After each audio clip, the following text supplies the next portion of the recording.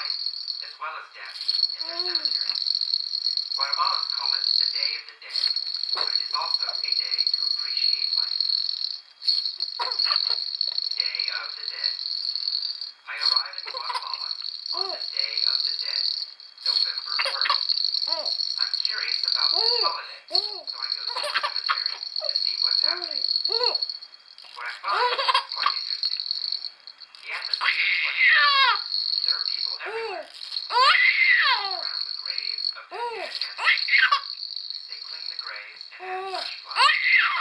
I walk through the cemetery and admire the beauty of all the colorful flowers.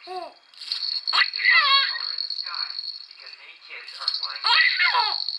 Some families are having a picnic to the graves. They eat, drink, and chat together. People laugh and smile. In the United States, cemeteries are always somber.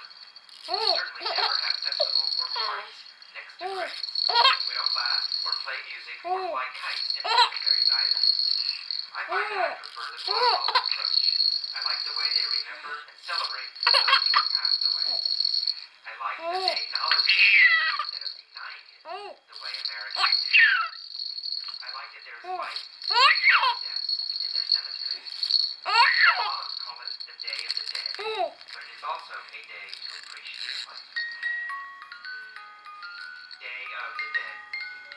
I arrive in Guatemala on the Day of the Dead, November 1st. I'm curious about this holiday, so I go to the cemetery to see what's happening. What I find is quite interesting. The atmosphere is like a party. There are people everywhere. Families are sitting around the graves of their dead ancestors. They clean the graves and add fresh flowers. I walk through the cemetery and admire the beauty of all the colorful flowers.